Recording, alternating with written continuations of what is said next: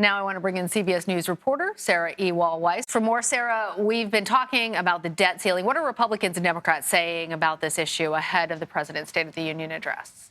Well, we do expect that the president will bring up the debt limit at the address tonight. But right now, the White House stance is still they're not negotiating on the debt limit. This afternoon, a number of lawmakers did address it, but there's no clear path forward still. Senate Majority Leader Chuck Schumer called for a clean debt limit deal, and he also challenged Republicans to show their plan, since they're the ones asking for spending cuts. But a fellow Democratic Senator, Joe Manchin, did put out his own op-ed today, suggesting a compromise. He wrote in the Washington Post, capping the annual growth of discretionary spending at 1% for the next 10 years would save more than $1 trillion.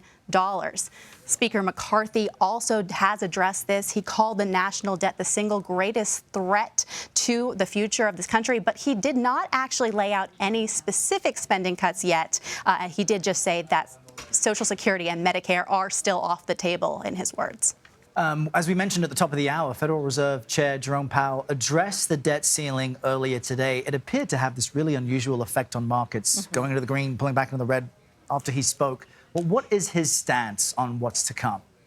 You know, the Federal Reserve Chairman Jerome Powell has been asked about this several times in recent weeks, and he has the same message. He says Congress needs to act. And I want to actually play his sound from speaking today at the Washington Economic Club.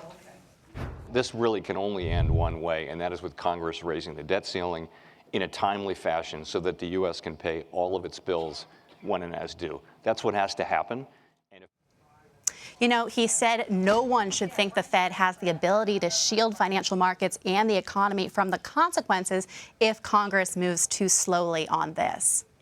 Sarah, new CBS polling shows that most Americans say that they don't support raising the debt ceiling unless the U.S. would default on its debts, which is what Chair Jerome Powell was saying. That's going to happen in the summer.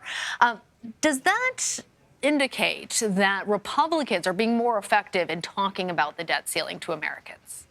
You know, what this suggests to me is that Americans don't fully grasp that raising the debt limit is directly tied to default. If the U.S. does not move to raise that limit, the U.S. would not be able to pay its bills, and that leads to default. We've already essentially hit the debt limit. Right now, the Treasury Department is using kind of magic moves to move around money to pay the bills. But we've already really hit it. We need to raise it moving forward. Otherwise, by June, the United States might not be able to pay the bills. And that means massive consequences. This polling essentially shows that default is tied to the economic devastation. So when you phrase it that way, including the default, of course, more are likely to support it. But that without raising the debt limit, this could mean turmoil in the markets, hiring borrowing costs for the government as well as Americans, and of course benefits not going out to millions. Yeah, that's money that has already gone out, been spent.